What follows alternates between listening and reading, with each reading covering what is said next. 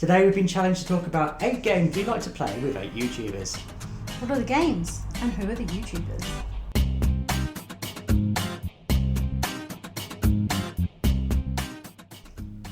Hi, I'm Libby and this is Julian. We are BoxedMeeples. You can of course find us here on YouTube, but also on Instagram and Twitter.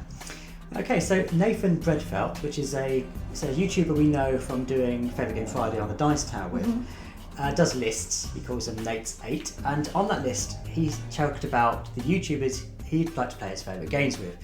Now amongst those, very sweet was us. Number 4 is Julian and Libby from BoxedMeeples. I love those two. They are so charming and wholesome. Julian and Libby from BoxedMeeples, I would like to play Lost Ruins of Arnak with you. I don't have it. It is a worker placement game where your workers are explorers and you go out and explore. Explore the jungle and see what's out there.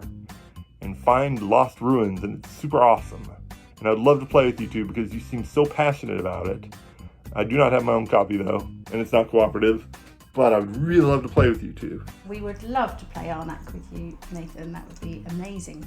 And Nathan is known in the community for loving cartographers, which is a game we've never played. We haven't. It's one that sort of missed us by so far, but... Yeah, so Nathan, after we finish playing Arnak, you're going to have to teach us cartographers. That seems a fair exchange. It does. So, which other 8 YouTubers would we like to play a board game with? Yeah, and what board games? How exciting. So, a YouTube couple we love watching, and I think they're going to be fantastic to play Villainous with. Can you guess who? Oh, yes. Jeff and Jamie. Yeah, I want to play Villainous with Jeff and Jamie, but we've recently been discussing on Discord what's the kind of optimal player count for Villainous. Now, that does play to 4. We always play We played 2, and they did a whole tournament where they played Villainous as 2 players. So I think we need to maintain 2-player Villainous, but rather than working as teams, what I thought we could do was we could have like a competition, Okay. like a league. Okay, a league tournament. A Villainous league, playing all the characters. We'll do some sort of drafting system. Okay. And when we're not playing, Yeah. the other 2, bit of Crokinole. Sounds perfect, doesn't it? It's like a Canadian board game extravaganza. I thrashed you at Crokinole. I thrashed you at Villainous last time we played. So Just the one time we played. so The other times, I've won quite a few. I'll work on my dexterity skills, Jeff and Jamie. I'll practice my flicking abilities. Just so you know who the weak link is.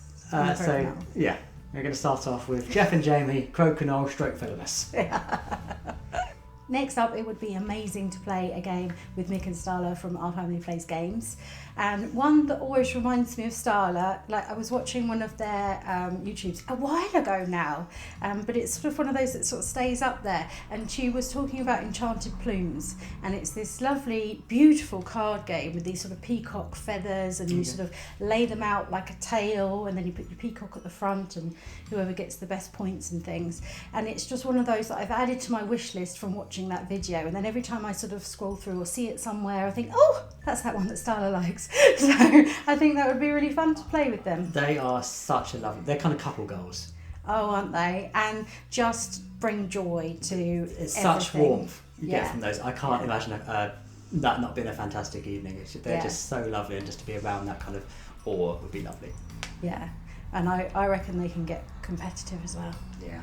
Yeah, so that would be so much fun. I love the game Root, and there's a king of Root, I think, on YouTube, a lord perhaps of Root. Sam Smith, Lord of the Board, is a phenomenal Root player by all accounts. He knows the game inside and out, and I would love to 100%. play a game of Root with Sam Smith. You'll be thrashed. I would be. There's not As a cat will and I. Hell's chance. There's not a Marquise de Cat's-Helen chance that I would do well at playing against him. But But you'd get some hints and tips. Yeah. For sure. yeah, I would lose terribly. But at least then I'll be able to play with my regular group and maybe use some insider trading rules going on there. I'll get the leg up. It'd be worth the shocking defeat by Sam to do that. And he seems such a nice guy as well. Oh, he does. Yeah. So to play. And Ahoy, maybe. I mean, I love a pirate. He's got a maybe copy. You could teach us Ahoy as well. Yeah. Whilst we're there. Ideally, we could perhaps see Sam before we play Jeff and Jamie at Villainous, because he's also a whiz at Villainous. Get some extra tips. Extra beating Jeff and Jamie tips. Yeah. another game that I really love is Dwellings of Eldervale, and someone else who's very open about their love for it is Tim Chuon, whose wonderful photography of board games is just amazing to see. So if you haven't had a look over on his channels, those beautiful shots that he does, they are just it's gorgeous. such a lavish. Yeah. It makes every board game look incredible and beautiful. And it kind of really celebrates the art of board games. And I was watching Thinker Thema, who'd gone and they'd seen him before Gen Con on a video recently, and they were like, oh my gosh, it's like studio goals. We could never even aspire to having this sort of setup.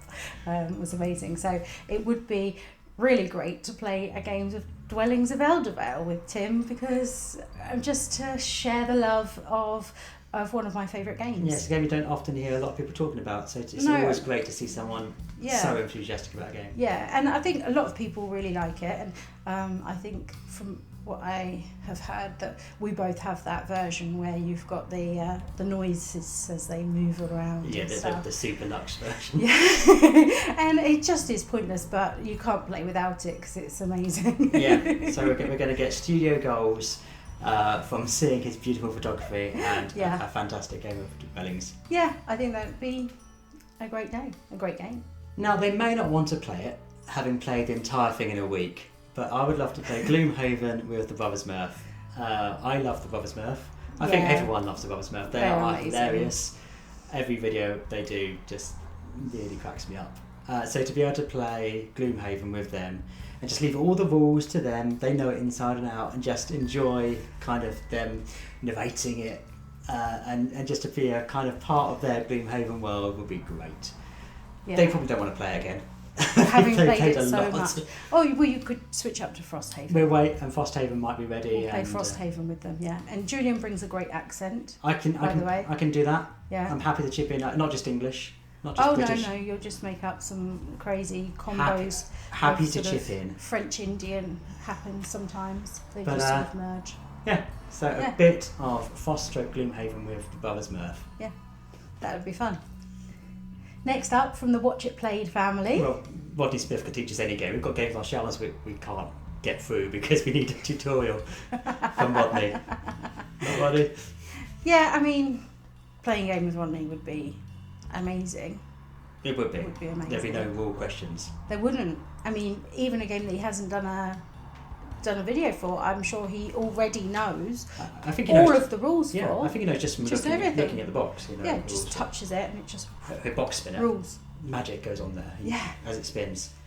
Just the rules just are taken on. Yeah. Like superpowers. So if he wants to teach us Mage Knight, which I haven't managed to get Julian to get to the table yet because he's feeling a little bit intimidated by a big box, a big rule book. That would be great, but that wasn't the one that was on my list. Okay. So no offence, Rodney. Anytime you want a game, we're down. I was thinking Monique and Naveen from Before You Play. Okay, yeah. I mean, I love watching them, and they did such a good job at helping us learn Ark Nova recently. Amazing. But before, when they were talking about some of their favourite games, I was watching some of those lists, and I think it was on Monique's list, Tricarion.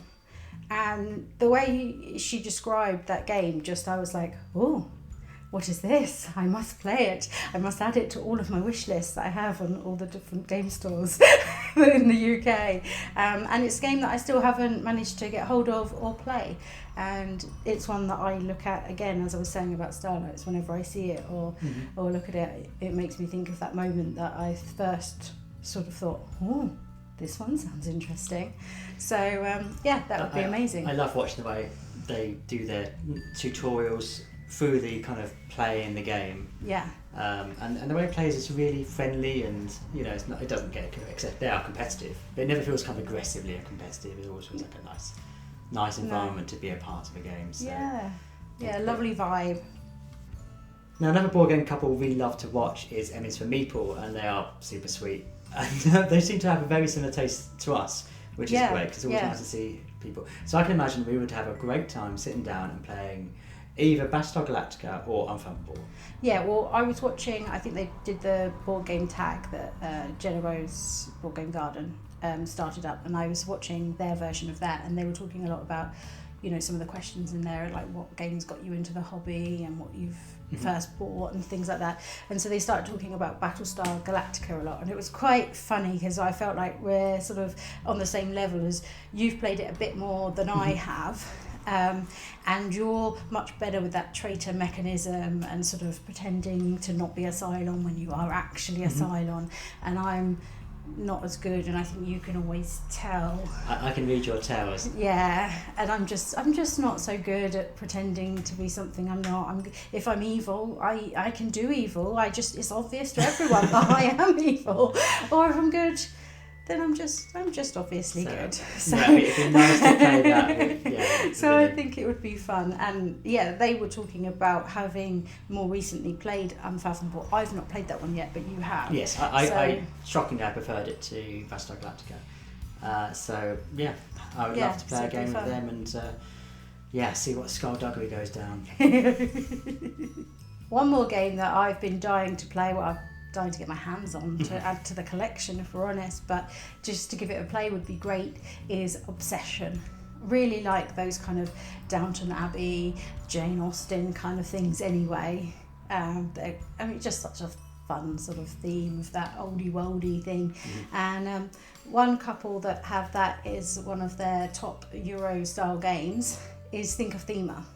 And I just think that would be such a fun day to hang out with those two lovely ladies and just have a brilliant game of that. It would be fun. Julian again will probably. I can do a lot of the accents. Can you do a Dame Maggie Smith accent? I can give it a go. I'm probably better at the more British men, but I'll give it a go. Try and be sort of Darcy or Hugh Bonneville or something. That I can do better. That's easier for me. I'll bring the Darcy vibes to this Obsession playing, but no, that'd be. Yeah, it's really hard to get. Ironically, because it's obviously set in Britain, it's impossible to get here. You cannot find it in any shops. No, it's mad. But that's not just why I want to play it with them. No, that would be great. And it's interesting because obviously they do that whole sort of thinker thema. They both sort of drawn to different areas, and I think in some ways we're the same. I'm slightly more. I love the themes, and they really draw me in, and they make a game go from 8 to 10.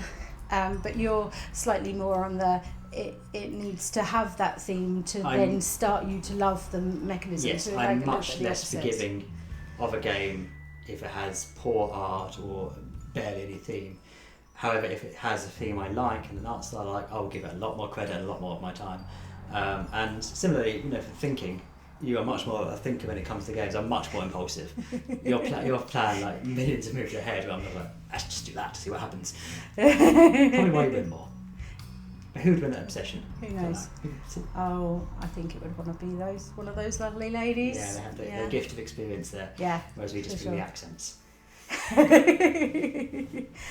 But yeah, that would be a wonderful, wonderful game. Yeah, so that's Nate's8. That's 8 YouTubers we would like to play 8 games with. I did feel quite restricted, Nate, by this 8, and I know that it rhymes with your name, and it sounds great. Yeah, we could have done. I could have done Nate's 800, just saying. But that would have been a very long one. So maybe we'll do another Nate's 8 down the line with some more people. But yeah, if you're one of these people, feel free to let us know when we're coming over. Or, make your way to England. We can.